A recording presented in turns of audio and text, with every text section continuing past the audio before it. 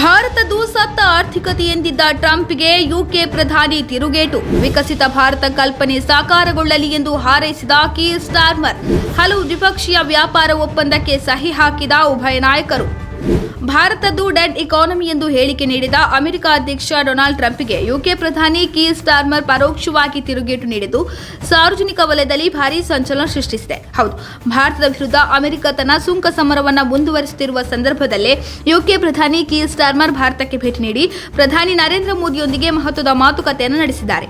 ಈ ವೇಳೆ 2028ರ ವೇಳೆಗೆ ಭಾರತವು ವಿಶ್ವದ 3ನೇ ಅತಿದೊಡ್ಡ ಆರ್ಥಿಕತೆಯಾಗುವ ಹಾದಿಯಲ್ಲಿದೆ ಎಂದು ಯುಕೆ ಪ್ರಧಾನಿ ಕೀರ್ ಸ್ಟಾರ್ಮರ್ ಪ್ರತಿಪಾದಿಸಿದ್ದಾರೆ. ಈ ಮೂಲಕ ಭಾರತದ ಆರ್ಥಿಕತೆ ಸತ್ತಿದೆ ಎಂಬ ಯುಎಸ್ ಅಧ್ಯಕ್ಷ ಡೊನಾಲ್ಡ್ ಟ್ರಂಪ್ ಅವರ ಹೇಳಿಕೆಗೆ ತಿರುಗೇಟು ನೀಡಿದ್ದಾರೆ. ಇದೇ ಮೊದಲ ಬಾರಿಗೆ ಭಾರತ ಪ್ರವಾಸದಲ್ಲಿರುವ ಇಂಗ್ಲೆಂಡ್ ಪ್ರಧಾನಿ ಕೀರ್ ಸ್ಟಾರ್ಮರ್ ಭಾರತದ ಆರ್ಥಿಕ ಬೆಳವಣಿಗೆ ಗಮನಾರ್ಹವಾಗಿದೆ. ದೇಶವು ಇತ್ತೀಚೆಗೆ ಜಪಾನ್ ಅನ್ನು ಹಿಂದಿಕ್ಕಿ ವಿಶ್ವದ 4ನೇ ಅತಿದೊಡ್ಡ ಆರ್ಥಿಕತೆಯಾಗಿದೆ. ಬ್ರಿಟನ್ ಪ್ರಧಾನಿ ದೇಶವು ಭಾರತದ ಬೆಳವಣಿಗೆಯ ಪಯಣದಲ್ಲಿ ಪಾಲುದಾರರಾಗಲು ಬಯಸುತ್ತದೆ. 2028ರ ವೇಳೆಗೆ ವಿಶ್ವದ 3ನೇ ಅತಿದೊಡ್ಡ ಆರ್ಥಿಕತೆಯಾಗುವ ಹಾದಿಯಲ್ಲಿರುವ ಪ್ರಧಾನಿ ನರೇಂದ್ರ ಮೋದಿ ಅವರನ್ನು ಅಭಿನಂದಿಸುತ್ತೇನೆ.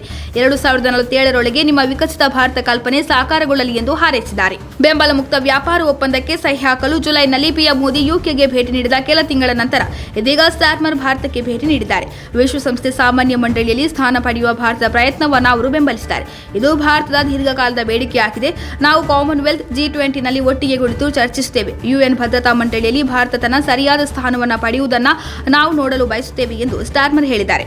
ಇನ್ನು ಹಲವು ದ್ವಿಪಕ್ಷೀಯ ಒಪ್ಪಂದಗಳಿಗೂ ಉಭಯ ನಾಯಕರು ಸಹಿ ಹಾಕಿದ್ದಾರೆ. ಇದೇ ವೇಳೆ ಪ್ರಧಾನಿ ನರೇಂದ್ರ ಮೋದಿ ಮಾತನಾಡಿ ಭಾರತದಲ್ಲಿ ಕ್ಯಾಂಪಸ್ ತೆರೆಯಲು ಯುಕೆಯ 9 ವಿಶ್ವವಿದ್ಯಾಲಯಗಳು ಸಿದ್ಧವಿದೆ ಎಂದು ಹೇಳಿದ್ದಾರೆ. ಶೈಕ್ಷಣಿಕ ಸಂಬಂಧವನ್ನು ಬಲಪಡಿಸಲು ಐತಿಹಾಸಿಕ ಕ್ರಮಗಳನ್ನು ಕೈಗೊಳ್ಳಲಾಗಿದೆ ಎಂದಿದ್ದಾರೆ. ಸೌತ್ ಹ್ಯಾಂಪ್ಟನ್ ಯೂನಿವರ್ಸಿಟಿ ಸೇರಿ 9 ಪ್ರಮುಖ ಬ್ರಿಟಿಷ್ ವಿಶ್ವವಿದ್ಯಾಲಯಗಳು ಭಾರತದಲ್ಲಿ ಕ್ಯಾಂಪಸ್ಗಳನ್ನು ತೆರೆಯುವುದಾಗಿ ಘೋಷಿಸಿದ್ದಾರೆ.